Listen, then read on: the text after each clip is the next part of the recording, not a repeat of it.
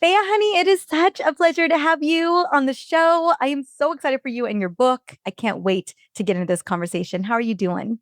I'm doing so well, and it's an absolute delight to be back here with you. So thanks for having me. I am so excited. I want to just jump right in.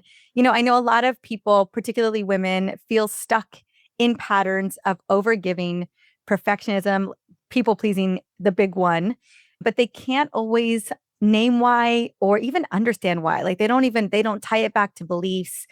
I would love for you to define, because we're talking about your book today, what emotional outsourcing is and how do we help women, because that's my audience, my ladies, finally understand themselves and understand why they keep falling into this pattern. Yeah. So emotional outsourcing is a term I coined as an umbrella term for our codependent, perfectionist, and people pleasing habits.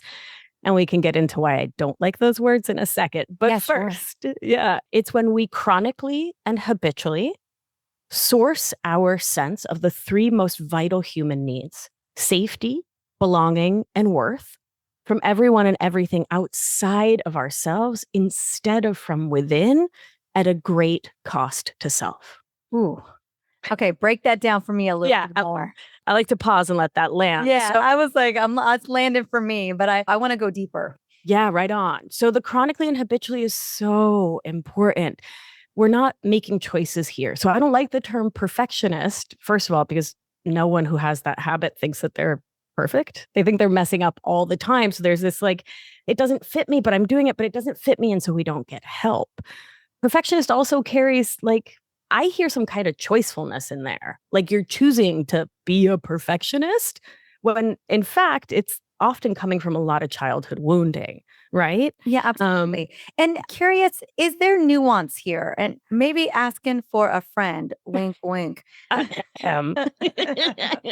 meaning a gradient. Like, can someone be a perfectionist in certain areas and then not in other areas? Or, for an example, I was prepping for an 8-episode series and I had notes for every episode. I had to do a little mini presentation on each episode for this new podcast that's launching. And I had my notes. I just wanted to nail my talking points in my 3 minutes. And one of the other co-hosts was like, "Oh, there's some perfectionism happening right here." And I was curious, and I get that it can look a lot of different ways for a lot of different people. Like, I just wanted to be prepared. Yeah. Right. Well, so that's why the last part of it for me is so crucial at a Mhm. great cost to self. And so Mhm. I often get the question like, are we not supposed to do our best? Are we not supposed to love our people? Are we not supposed to drive our friends to the airport? Like, what are you pushing for here? Mm. Right. So Thank you for the clarity. it's so important, right? That it's when it's at a cost to yourself. So were you not playing with Kingston? Were you not doing your self-care? Were you not attending to yourself and your life and resting? And you know what I mean? Like doing the Mhm. things that fill you up because you were making this presentation more important than yourself? Mhm. Or was the presentation something that you care about? And we put love and care into things we care about. That's really important and it's really beautiful. And it's okay to be inconvenienced by things that matter to us. And it's the choicefulness. Mhm. It's no, this is important. I have 3 minutes. I want to nail this. This material matters. Helping the world in this particular way, helping women in this way matters. I'm going to do a really good job. And perfectionism is when the task takes over your life and you're not in your own control. You're not embodied. You're not present. The task owns you, or the relationship owns you, or the story owns you, or their validation owns you versus you being like, no, I'm here, conscious, thoughtful, intentional, making this decision. And by the way, I'm sure you nailed it. Thank you, honey. Thank you. Yeah, no, I wanted to get that clarity because I think particularly, like you said, these words, whether it's perfectionism or people pleasing, I love that you're switching it out for emotional outsourcing. So kind of defining a bit of what it really means.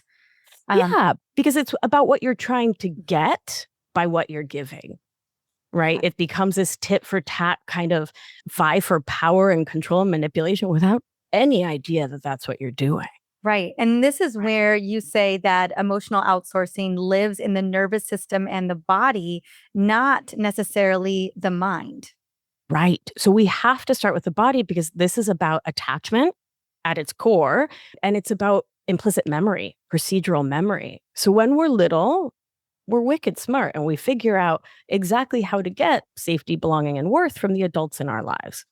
And for many of us, that means self-abandonment. That means pretending to be a quiet kid when we're actually a loud kid, or becoming the jester and the joker when the parents are upset or things are rough. Stepping out of self so often that we forget who we are. And I'm sure you know this experience. You talk to a woman, especially in midlife, who's like, oh, I have no idea who I am anymore. I've been a mom and a school teacher and a this and a that and a, like all these roles. And who's Susan? Who's Brenda? She doesn't know. You know what I mean? Mm-hmm. And so when that's what's really happening in our childhood, our memory, our implicit memory starts to align things and believe that one thing must equal the other. Meaning, if dad angry, I must behave in this way. And so then we go on in life and boss is angry. You pretend you step into that false self. Husband's angry, false self. Stranger on the bus is angry, false self. Right. And so these habits and ways of being are written into the body and the nervous system as the way to stay safe so that we really aren't operating from our own desire, our own want to. It's just a really old operating system. And this is the kind of the $1 million question that I'm so excited regarding this book, because I always think about these long-standing patterns of, that were developed as children to just get belonging or just feel loved or to feel connected. There's all these ways in which we have to adapt. And then, we don't realize that we carry these through and that these become very automatic patterning for like patterns for us. And they kind of flip on, like you said, someone gets mad and this is how we respond. And so it's so hard if it's, so often automatic. How do we begin to tease it out? Yeah.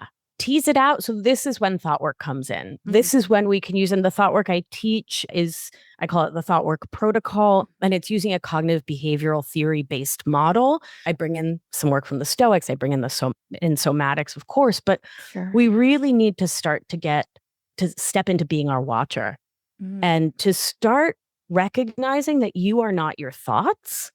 You are the consciousness having those thoughts, and that none of your thoughts are mandatory. Not a single one. None of them are fact. None of them are mandatory. You get to decide what you want to think. Meaning, I gave my mom a present and she didn't immediately say, oh, thank you, the way I would have. Your brain goes, well, she's mad at me again. No, baby, you can intervene there and you can say, mom's having her feelings and I'm a good person who's doing my best with love and care. Right? Or whatever the situation is where that procedural memory takes you into. So as the story comes in, kind of putting meaning to what we think mom is experiencing, as the story starts to play out and we start creating meaning from that moment, we could just pause. And would it be in that moment too that we can hold space for mom?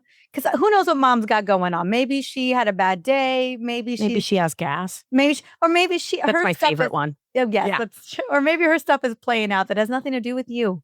100%. And who knows what's going on there. Right. So do you hold space without being attached to the outcome? Or do you know what I'm saying? I sure, like Buddhism. Yes. I absolutely. I'm like, she gets to have her experience. I can just like, hey, do you without making meaning of it.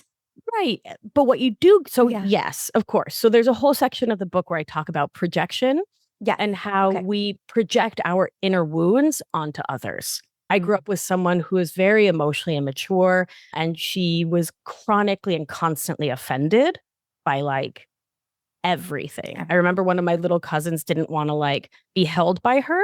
He was like 2. He wanted his mom, and she huffed and stormed off. All right, which is very old. Goodness. Yeah, but when you're living in emotional immaturity, what was your emotional capacity? I guess, are we all just perpetual toddlers? Okay. You actually took me to one of my favorite metaphors. So yes and no. My favorite one of my top 27 favorite metaphors, I like to call us taller toddlers. And this is actually in the opposite direction, to help us not project, not take things personally, not make it about you when it's not.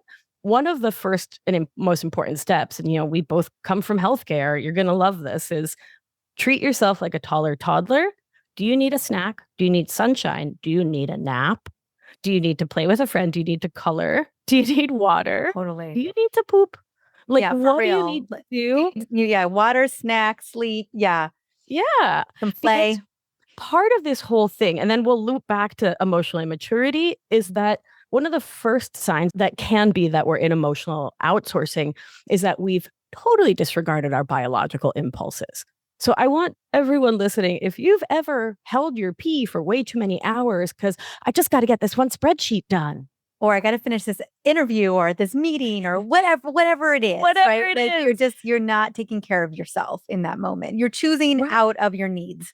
Well, and or I would even question whether it's a choice, right? Because we learned so early on in that implicit memory, my value, my worth, my safety is tied to my productivity.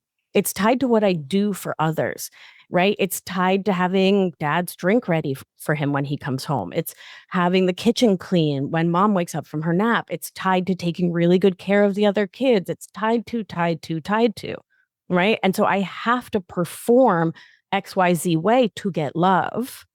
And so it doesn't feel like a choice. Of course it's a choice, but it doesn't feel like a choice because we're a choice because my worthiness is my worthiness is not based on if I pee or not.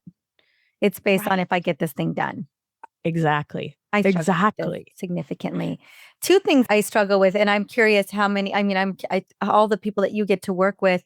I hear so often, and shout out to any woman listening to this who's figured this out as you've shared it, is becoming the observer, the non-judgment observer. And I feel like this is the work of the ages. Yes. I feel like I'm constantly having to reset this and be like, no, just try to catch yourself, girl. Try to catch yourself. And but that's the work of becoming your own watcher. Okay. Yeah. Is like noticing. So I've taken the word catch out of my vocabulary because what it implies is that you're doing something wrong when you're being mean to you. And hold on, because you're not. You're just running an old cassette tape. You just hit play on an old tape. You thought it was Debbie Gibson. It wasn't. It was you being mean. What are you going to do? Take the tape out and put a new one in. But when I caught myself. I'm so guilty of codependency. Right? That kind of language, we're just blaming and shaming and blaming and shaming and blaming and shaming. It's a spiral. It's a spiral. So we need to pause and step into our kindest possible voice, which is again a taller toddler moment. Would you, when Kingston is 3, would you be like, I can't believe you did a toddler thing? No. The way you talk about him, like your whole being lights up, right?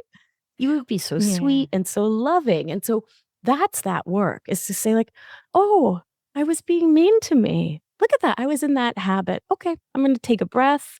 I'm going to orient my nervous system, meaning look around and let your nervous system know where you are and when you are. Because this is what happens when we get activated or triggered in our nervous system. When we start being mean to ourselves, when we ignore our impulses, when we project, when we take things personally, when we get offended, all these things. Our nervous system is in a different time and place.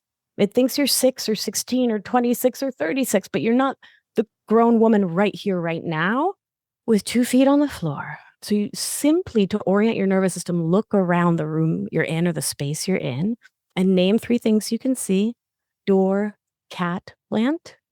Feel your feet on the floor. Breathe however feels supportive. I am safe enough. I am here. And if you need a little more help, like if you're moving towards panic, you can start to say some facts because they activate the prefrontal cortex. I am 46 years old. My name is Beatriz Albina. I have 2 feet on the floor on this really pretty rug that I bought myself. I am at my desk talking to Mariza, who I think is delightful. I used a new shampoo this morning and it smells really good, right? I'm bringing my senses in. I actually really love this shampoo. We're bringing our senses in to bring our being back into this moment. Because remember, when we're in the activities we shame ourselves for, we're not in self. We're in the false self we learn to be to protect ourselves. So you just come back home. Sometimes I like to tap my heart a little. Just come back home. That's how you become your watcher, is doing that slowly and gently every time. How's that landing for you? Oh, it is amazing. It is amazing. Yeah, I've had so many, not, I wouldn't say a lot of conversations, but a number of conversations on the show, particularly even around trauma or around becoming the observer, but never breaking it down like this. This feels Yeah. so tangible and Mhm. doable because so often I'm like, this, it's unreachable, it's Mhm. unattainable. Like it doesn't, I'm like, I love the logic.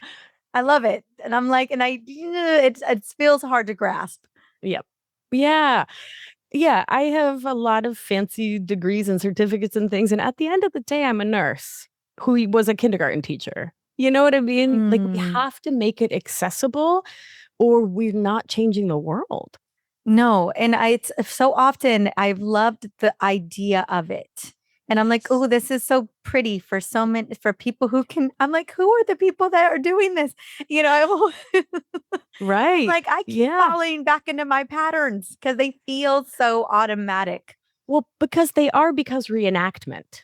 I Mhm. talk all about this in chapter 2 of the book. I talk all about, I have a new book all about emotional Which outsourcing. I And in chapter, cannot wait to get my hands on literally. Like when this is going out, it'll be out already, by the way. It's called Emotional Outsourcing. I am buying the physical copy and the Audible because as a mama on the go, listening is one of the best ways that I consume content. And I'm just so excited because I feel like this is going to be the book that allows me to finally break through of these repeated patterns of mine that I know aren't serving me, particularly as a cycle breaker, as a mama cycle breaker, just yeah. because I always think, unconsciously, even if I'm so conscious about how I attune to my beautiful little light being boy, that unconsciously, if I'm finding myself back in these patterns on accident because they're coming in and they're hijacking my system, that there's a sloughing off of this junk, of this Yeah. patterning that could accidentally fall onto my son. Yeah. Despite how intentional I'm being, Right. if I'm still running these patterns, I'm like, there's got to be conscious or unconscious. Like I'm still, these things are playing out in my family Yes. around my family. Right. And so two things. One, the reason you fall back into your patterns is not because you're broken. There's nothing wrong with you. It's because reenactment. Yeah. So reenactment is the nervous system and the brain's habit of doing the same thing that hasn't killed you because it knows it hasn't killed you. Mm. Meaning, we're way back on the savannah of evolution, right? You crawl out of your cave in the morning, you look around, there's no lions. You're like, oh, let's go gather some berries. That's a smart thing to do. You're a hunter gatherer. And you know that one bush made you a little sick, but you didn't die. But that other bush of berries, I don't know. We haven't tried those yet. They might be deadly. You're not a fool. Are you going to eat the maybe deadly or the just a little barfy? Right? And so Mhm. that's us reenacting the past. We're also doing it. There's this loop in the brain that believes that if we repeat it, maybe we can create a different outcome in the end. It's Interesting. usually not the way, right? Because you're dating this. I don't know about you, but I dated the same jerk in different bodies for a very long time, right? Trying to work out my attachment stuff. Absolutely. Yeah. Yeah. Or just like that long-standing pattern that you connected about is that your worth is predicated on your productivity. Right. Exactly. If I just finish this one Mhm. website Mhm. before noon, then like everyone's going to know that I'm such a great healthcare provider, such a great podcaster, such a great writer, such a great, and you're It's spinning constant. off. Yeah, Yeah. always. Yeah. Constant. It's packaged beautifully in Sure. purpose, Of course. obviously. And, Of and course. yeah. And so that then is the work, right? That Right. I think is really incumbent on all of us to really ask, what do I want to have matter? What do I want to choose to allow to matter? The other day, I was coaching a client of mine who is a graduate student in psychology, and she had to reschedule a client. And the clinic she's at hates that. They get really mad about it. And she was in like very close to a panic attack. And I was like, Mm. Leslie, the client was like, sure, whatever, I'll see you tomorrow. You don't care. The client doesn't care. Why are you allowing someone else's judgment of this innocuous choice? No one was hurt. The client wasn't in crisis. You know what I mean? Like everything's fine. Why are you allowing that to unravel you? And that's where we get to, yeah, look at the childhood stuff and look at the decisions we're making in the moment as well. right? So asking the question, what are you making this mean? Paired with my favorite question. You ready? Mm-hmm. What if it's not a problem? Mm. What if It's it's not a problem? What if it's not Right? a problem? I have a mantra I want to share. I think I've shared a couple times on the show, or at least on other podcasts recently, that nothing is wrong. Nothing is wrong. Nothing is wrong. I find I have Yeah. because I'm always looking for it, girl. I'm like, Right. what's the problem to solve here? Right. Hypervigilance. Yes. Hello. And Amen. Yeah. when the BS and the little banal junk is not a problem and nothing's wrong, you save so much life force energy and time and money and like everything else for when something actually is wrong, for when something does actually need attention, right? You can be so much more present because you're not spinning out that somebody might be mad at you because you did a thing that made perfect sense and everyone's happy about except somebody who's not actually involved. What? Right? Yeah, no, I hear you. And I'm curious, like, I'm wondering Yeah. how many women listening to that felt that constriction Oh, when that yeah. employer was angry and Yes. unnecessarily angry. And, we all want to be in a place where zero F's given. And many of us are getting there where you're just like, you know what? Like, the client's good. I'm good. God. Get over it. Yep. Yeah. Yeah. And that's that self worth work, Mhm. right? Of saying, I trust myself. I believe in myself. And so I know that this isn't a problem. And that's that. And that's that. And not allowing any other thoughts to like enter your beautiful mind space, your world, your body. It's really vital work. Mm. Really vital work. Can I say one quick thing about you as a mama? Yeah. Yeah. Because you Sure. made this note about being worried about not being perfect for him. And Yeah. my heart, because you're so tender and wonderful. So do you know the work of Donald Winnicott? I do not know. Okay. So he talks about good enough parenting. So he observed that children don't need flawless parents. They need caregivers who reliably provide safety, responsiveness, and connection most of the time. Most of the time. I know.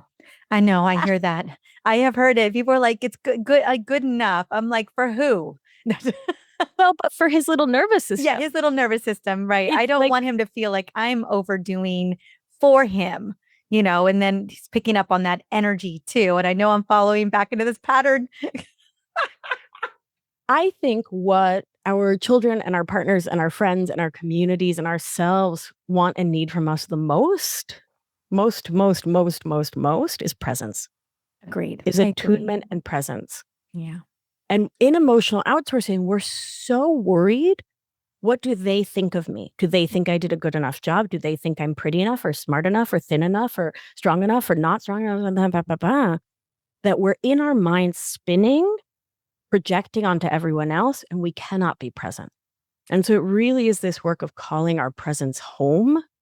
And that's why I bring the somatics in. So somatics are body-based practices, anything that brings us back into our body as self, because we need to remember how to be in our bodies, not just like this really smart brain, like a popsicle. You know what I mean? Like walking around like a cake pop, brain on a stick, which is how most of us live, right? From the neck up. Absolutely. Yeah. Yeah. And I think the practice that you walked us through a little bit ago, especially when you were kind of tapping and connecting, are there some other, let's say we are caught in a spiral of hypervigilance, or we're just kind of in it, we're not present, we're just ruminating, we're in our thoughts, we're the cake pop. How can we pull ourselves out? I know you walked us through something so beautiful, and that's a beautiful way of just getting yourself back into that prefrontal cortex, naming facts. Right. And so we're always going to start with orienting. Always, always, always. That's the most important thing, is to remind your nervous system of where you are. If not, you're just sort of play acting at regulating. You're just kind of like calming yourself when maybe that's not what your nervous system needs. So when you can orient and then listen into what your body's telling you, you can make the best choice for you. Does that sort of make sense? Because like if you're really hyped up and you're really anxious and you're really like, you don't want to force yourself to sit down and meditate. You're going to feel way worse. Yeah. Right. So stress, anxiety, oh my gosh, too much in this like frantic, frenetic way needs a walk with your arms swinging. That's what I'm saying. Like I call it, I didn't know if there's appropriate terminology or not, but I always say it's like a state change. Yes. We got to like movement is how I kind of break myself out of the cycle. Yep. Yeah. Yeah. And so if you're speeded up, you need to let that energy that's in you that's trapped because your body thinks you're being chased by a lion. Yeah. It's an email from your boss. Your mom texted. Right. It's not a lion, but your body thinks it is. So you got to let it move. And if you're like, yeah, but I'm at my in-laws, I can't like go for a walk. Go to the bathroom and do some jumping jacks or shake your hands, push on the wall, push down on the counter, pull up on the counter. Let your muscles experience that progressive tensing and releasing. That shift in blood flow will start to help the nervous system to downregulate by moving the energy through instead of forcing calm. Because what happens when you force calm? You explode at your husband in the car ride home. Yeah. It doesn't work. It's not real. It's not You real. yell at your kid. You yell at the dog. You Yeah. Same I spend a lot of time in the bathroom. Yeah, please. Who doesn't? You got to hide. You got to hide. You got to hide. Well, it's amazing what you can do in 3 minutes or 2 minutes to reset. Much. So here's one you can do in 10 seconds, and you can do it under the Zoom so nobody knows you're doing it, or you can do it under the table if you're at a board meeting or your in-laws or wherever. When we are speedy, we want to give our bodies movement, like I was saying, while also showing it that calm is a helpful direction without forcing it. We do this when the calm is necessary because you're driving on the 405. You are in a literally on the 405 yesterday. Oh no, this could have been helpful. This could have been helpful. Come on. For 3 hours, girl. Oh my goodness. Listen, give me my New York City subway any day. So you can do this when the calm is necessary for safety, to not destroy a relationship, to not get you fired. And then you can do the spinning and the movement and the walk when it's feasible. Does that make sense? Because we gotta be practical here, right? We're practical gals, you and I. So you're gonna take your paw and you're gonna take your thumb and you're gonna tap your first finger to your thumb and you're gonna say 1. Your middle finger 2, ring finger 3, pinky 4. And now you're just gonna come back 4, 3, 2, 1. Okay, how do you feel? You look really good. Yeah. Like your shoulders just dropped like 6 feet. I feel so good. Oh, I love that. Yeah, it's just so nice. I'm so glad. Wonderful. Now, and the beautiful thing is, like, so often when we're walking through, sometimes when I have someone on, it's walking through something, and it's always like, okay, anyone who's driving, you can't do this because, they have to have their eyes open. And what's so cool about this is that if you're driving right now and you're listening to this, you can literally rewind and go back and do it while you're driving. Yeah, that's why I love it. Because sometimes you're teaching preschool and you know what I mean? You want to jump off a cliff.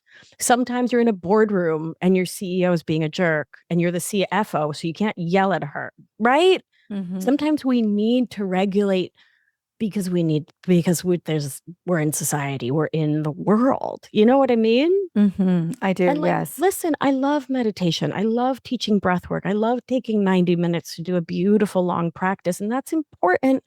And it doesn't fit into everyone's life. No, it doesn't. That does not feel, I mean, honestly, it just doesn't feel. And if it's accessible for you, I love that. Awesome. For you. I love it. But if it's not, I understand. Yep, exactly. So I want to make sure to give the opposite. So the slow counting was if you're revved up, if you're too fast, if you're that's sympathetic activation. That's the lions are coming. Once you've been being proverbially chased by lions for long enough, your body's like, you know what? Forget about it. Like it's too much. I just can't run anymore. That's the roots of depression, right? Is that full system slow down. I just can't anymore. In Spanish, we say no doy más. I give no more, meaning like I can't. You'd often hear this, like if you've pulled on your mom's leg at the supermarket and asked for candy for like 200 times, and she goes, "Oh, no doy más." Like I cannot anymore. I just can't. Oh, I've been there. We've all been there, right? You're just like, I can't. But then in that depression piece too, that just that low place where you're just, I've felt that in right? perimenopause in particular. Like Oh yeah. I've shared here on the show that I've woken up and felt like everything was just insurmountable. Like I Yeah. just didn't have any Mm-hmm. bandwidth for any of it. Mm-hmm. Yeah. I think everyone over 40 and many people over 35 are like, girl, same. Oh my God, same. Yeah. Everything's gray sky, huh? Mm-hmm, Yeah, mm-hmm, because your hormones aren't pushing you towards that ventral vagal, that safe and social, that grounded place, and you're running on fumes. mm-hmm. So when we're in dorsal and we need to bring a little bit of energy in, again, if we're driving or have to run a meeting or whatever, we're going to do the opposite of the slow 1 to 4. We're Okay, going to perfect. tap our thumb to our first finger, 1, then 2, and then 3, and then 4, and then 4, 3, 2, 1, 1, 2, 3, 4, 4, 3, 2, 1, 1, 2, You're 3, 4. doing that really well, girl. I'm Thank you. I gonna have to, stood off. everyone's gonna have to practice this a little bit. Coordination. It's probably good anti-dementia stuff too. It Now is that I really think good. about it, Yes, right? it is. Yes. When I was recovering from my brain injury, I was doing a lot of this. Yeah. Yeah, that And pointing it. obviously I needed Yeah. to keep doing it. Well, sure, who doesn't? But I let my whole body start bouncing and start moving because we want to bring a little movement into that freeze, to that dissociated, not fully dissociated, Yeah, but it's like feels like disconnected. that freeze, disconnected. You know, Yeah. Like you gotta what? yeah. Just Yeah. kind of, yeah, exactly that Yep. look that you just Yep. everyone needs to be watching this. Yeah, yeah, yeah. Mm. I feel like a lot of my clients will, like, in a hard conversation. So in emotional outsourcing, we hate conflict. We avoid it like the plague, like full bubonic. Because if there's conflict, if there's, please don't do that, please don't say that, please, please don't be late, whatever conflict is for us, right? Like having wants, having needs, having desires or preferences, Mm-mm. the thought of voicing them is horrifying for us because what could happen? The other person could not like us. Mm. And that means that's existentially dangerous, right? It Very might dangerous in terms of very like dangerous. hard brain thinking Oh my gosh. Yeah. Our survival. attachment system, Mm-hmm. which like helps us to connect in with belonging and safety, is like panic, panic, panic. Everyone has to like me or there's a major problem here. Right. And so often we can sort of go into that sort of like glazed over, disconnected, wait, what? When we need to set a boundary or a limit or even just make a simple request, right? Like I got to tell a neighbor the other day, like, please don't smoke right outside my house. It pulls into the house. Please Yeah. don't do that. Right. And it's such a little request that nervous systems that are hypervigilant or that are really attuned to other people disliking you being dangerous maybe wouldn't have done it. Right. Mm. Mm-hmm. And so that's when if you find yourself like, I can't do it, I can't do it. Okay, take a breath. 1, 2, 3, 4, 4, 3, 2, 1. 1, 2, 3, 4, 4, 3, 2, 1. And orient while you're doing it. Look around and sort of start to bring that life force energy, that chi, that energy into yourself to be able to go do what you need to do for your life. I love Because that's really what this is about. Which is the same as your beautiful midlife work. It's about reclaiming yourself because you deserve to have a self. Yes, yes, amen. Yes. Right? I was Put thinking that that the on t-shirts. yes, exactly. In the reorientation, so often everything's so close to us, whether it's a screen or it's everything, the conversation. And one of the strategies that I've been doing in this reorientation is going outside and looking 5 to 10 feet out and pointing, looking, oh, look at the red flowers over here, or the butterfly over here, or the hummingbird over here. And it just pulls me out of that mental I wouldn't call it just always rumination but just being caught in there, just Yes. in, like you said, being in, I'm going to start calling it a cake pop moment. Yes. I'm I like love being a that. little cake pop. And then everything just widens and opens. And I feel my body not just being in that state of contraction, but Yeah. expansion. Yeah. That's beautiful. What I love to then do if I'm in ruminating is do exactly what you said, orient close and far. You then brought in my next step, which is, as the kids love to say, touch grass, right? Like Yeah. go outside, touch something grounding. And if you live on the 47th floor and that's not feasible, just stand up if you're able and feel your feet on the floor. Feel your seat in your chair. Feel yourself being held. Hold a pillow that has some weight. Like do something that gives your body a cue of containment and then set a time container. So I like to tell myself, I will think about this for the next 5 minutes. 5 minutes. That's what you've got, brain. And then it's whatever o'clock and it's rumination time's done. Right. And so giving the brain sort of like a scheduled appointment reduces the urgency to keep gnawing on the problem or on what you believe is a problem that we already said. It's not a problem. But right. So rumination is the brain going urgent, urgent, urgent, adrenaline, figure it out, fix it. Yeah. And then we ask a redirecting question. After letting the brain spin for 5 minutes, the alarm goes off and I stop, grab my journal. And instead of why did this happen? Why did I say that? Because whys are unanswerable, right? You're just going to spin more. Yeah. What do I need right now to feel a little more steady? And what I'd recommend if you ruminate a lot is to take a piece of paper and print out that question and keep it in your journal. Yeah. And have that prompt in big letters. What do I need to, right now to feel a little more steady? Because it shifts the focus from like unanswerable analysis to actionable care. And that's all we need. Actionable care for self. It's really helpful.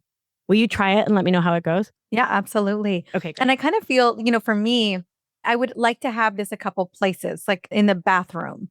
I find that when I'm really trying to shift the way that my my brain is automatically doing what it does, is that I have it in a couple places, like whether it's by my desk or it's in my bedroom or it's in the bathroom where I can see it.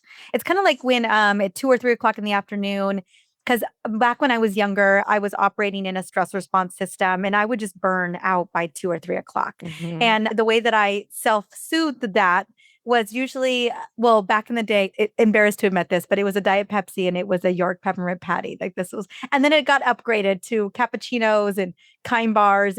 Basically, my body was like, this system needs a snack. But, then that's a blood sugar spiral that I wasn't trying to get on. And so Sure. I know that we're always one thought away. And so when I have that moment at 2 or 3 o'clock in the afternoon, probably because I've just kind of worn myself down, I shift. Like I have a little note in the kitchen that's like one thought away, and my brain just goes, yeah, sneakers, emotional support water. Let's go. Let's go take a walk. And that's usually just what I just need a reset. I love that we just started a girl gang called From Snickers to Sneakers. Seriously, someone has to put that on a t-shirt with pictures on it. There's nothing wrong with Snickers. It's a joke, y'all. But like from Snickers, it's so often our bodies are, there's an unmet need. There's an unmet need. Yes. Right. Which is what emotional outsourcing is in the beginning. It's an unmet need for attachment, attunement, good enough parenting, for like a certain kind of being paid attention to, even if your parents were doing all the things.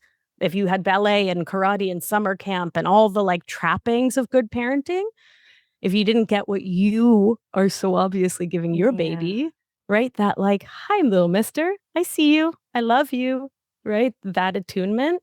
Yeah, the Snickers and the emotional outsourcing, it's just all unmet needs. And so we get to give it to ourselves, from Snickers to sneakers, from emotional outsourcing to interdependence. Yeah, exactly. Yeah. And my brain will tell you right now that it doesn't love the Snickers. And I think it's always, that's a part of self-love too. Yeah. It's just my body and my brain is like, girl, that is not gonna, I just don't do well with a lot of like a boost of sugar. But my brain loves, because my brain's really looking for attunement and regulation. It's usually looking for stress regulation. Yes. And so it's like, that Snickers, it could feel good for a second, but it's not gonna regulate me. Right. It's the walk that always does it. Yeah. Yeah. Even 3 minutes. Even 3 minutes. 3 minutes. That's the magic. Yeah. And that's been one of those perimenopause tricks that's been so helpful for me, is to always walk after dinner. Yes. Even if it was pouring rain yesterday. And so we took a walk around the apartment.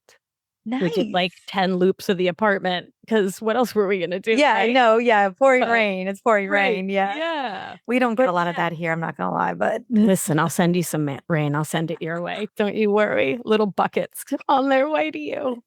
But we have to value ourselves, and we get there through presence, right? So that we can know. Like when you were young, could you feel your blood sugar spiking and feeling bonkers? Because I couldn't. No, absolutely not. I mean, I'm sure parents recognized it, kids bouncing off the wall. Yeah, but it's a whole different skill to be able to feel it in yourself. Yeah, absolutely. Well, I feel any of this. to feel anything. Right. Because that's a huge part of this is living in functional freeze, which is when your nervous system is, there's a whole chapter of the book all about this in very accessible language. But it's when you've got a foot on the gas and a foot on the brake, nervous system wise. You're in sympathetic, you're in adrenaline, but you're also checked out from your own emotions, your own feelings. You're like numb to self. It's a doozy of a state. I lived in it for decades. And I think most people in emotional outsourcing are in some degree of functional freeze where we are getting the spreadsheet done, you're getting the accolades, you're getting the degrees, you're impressive on paper, but you're numb inside. Yeah. Right? Because you're just going and going and going, and you're not stopping to pee, and you're not stopping to smile, you're not stopping to like be in your body because it feels really scary to be in your body because you lost touch with it so long ago because, well, we felt like we had to, right? Yeah. Just to get by. Just to get by. Yeah. Exactly. So I want to tap into the book for a second yeah. about, I know the process of writing a book and the through line and the intention of what you want from the reader. So walk us through, how we move through the book and what is your deepest intention for us in this book? What a beautiful question. Thank you. And I've got your last book right behind me. I reference it often. So, yeah, so the book is split into two parts. The first part is where we talk about the old myth of codependent people, perfectionist people pleasers as an identity, which I don't believe in. I believe that they are survival skills and survival habits that came about because you were a brilliant little kid. So we talk about how important it is to disidentify with those labels. Because listen, if you're out here, I am a codependent person, well, I guess you're just perma-effed. I can't help you. You know what I mean? If that's who you are. Right. You're attaching to that identity. That's it. Yeah. That's it. That's who you are. You know what I mean? And so we really need to start by becoming ourselves and not this label, but rather a person with habits. And so then I also talk about the history of the term codependency, where it comes from, and I situate it sociopolitically so we can understand, especially as women, the impact the patriarchy has on us and why we are pushed. So even if you come from a super loving home, the patriarchy demands that we are alienated from our bodies, right? Because there's not a woman on this planet who is thin enough or, actually she's too thin. Okay, so she should be stronger, but don't bulk up. I mean, I can go on and on and on, right? All day, all day. And so it's not safe to live in our bodies. We have to control and manage our bodies, right? Like a science project. And so it disconnects us from self and we step into emotional outsourcing. So I talk all about how did we get here in the personal and the larger way, with micro and macro way, because we need to look at it both to re-understand it. I talk all about the nervous system, all about the science and the psychology of how it got this way. I talk about some archetypes that we can experience, like being the martyr mom, for example. That's a very popular one. And then we step into the solutions, the remedies. So part 2, I teach how to do my thought work protocol, which previously was only accessible in my 6-month program. So it's pretty cool. You get to learn it in the book. And I teach you some basics of somatics or body-based practices from my training as a somatic experiencing practitioner, which is a 3-year program with Peter Levine. And I get into a lot of detail about how to do that process for yourself, by yourself, because it's really important that we start to give ourselves some skills like the ones I've been sharing here today to notice and love up on ourselves when we're getting activated in our nervous system. So then and there's journals throughout the book, there's worksheets. It's important to me that, again, it be super practical. And so it's not just about like reading it and putting it on the shelf. It's about interacting. So I offer a free book club guide. I'm running a book club. When this comes out, you'll still have the opportunity to join us. I just really want people to know they can be in community to do this work. And it's really important that we do it together. So I do a lot to really support that. And then the intention for it is that really that people, but especially humans socialized as women, particularly women, understand that there's nothing wrong with you, that the old framework for talking about codependency is misguided. It comes out of the war on drugs. It comes out of a crime and punishment mentality. You having needs and you being caring and loving doesn't mean you're an enabler. It doesn't mean there's anything wrong with you. Your character's not defective. You're not broken. All of these habits mean that you're moving through the world with love, for other people and love for yourself. You just learned a way to do it that worked for a little one and doesn't work for you as a grown-up. And so you need to learn other strategies. Much like in midlife, the nutrition we've been doing, the workouts we've been doing, the sleep that we've been doing, the blue light in bed we've been doing, everything needs to shift to thrive in the second half of life. So too, if you want to thrive and live on the other side of emotional outsourcing, you get to bless and release everything you've been doing and start to live life differently because you deserve to. You deserve to live a happy, healthy life. To get all former, I don't know if you remember that I was a hospice nurse back in the day. I remember, yeah. Yeah. I mean, I have seen some people have really beautiful deaths where they're surrounded by love and care and kindness. And you can tell there's mutuality and reciprocity in the room. And then sometimes people, unfortunately, have last days that are full of a lot of resentment, a lot of regret, a lot of anger at, and a lot of, gosh, I wish I had done it differently. And I don't mean to be morbid, but rather realistic. Just what do you want the second half of your life, or however old you are listening, right? What do you want the rest of your life to look like? Being a doormat for others and then resenting it, saying yes when you mean no, doing PTA tasks or more work or taking responsibility for everything and feeling like, oop, in your life, I don't want that. And I don't want that for you. And so another way is possible, and it's not easy. It's simple. It's not easy. So community, gather your women around you, read the book together, and support one another. I love that. Ooh, I love it so much. Okay, where do we get the book? I'll have the link in the show notes, but I want you to tell us so we just know where to get it. End Emotional Outsourcing. It will be available everywhere, but do you want us to go somewhere specific? Well, if you want free presents, you can go to my website. So Beatriz, which is Beatriz with a Z, Beatriz, Albina, ALB as in bunnies, INA.com/book, BeatrizAlbina.com/book. Perfect. And where else can we get? I have a podcast. Yeah. I have a podcast that you are going to be on. Girl, are you ready? I have so many perimenopause questions for you. I'm ready. I'm so excited. With what the heck?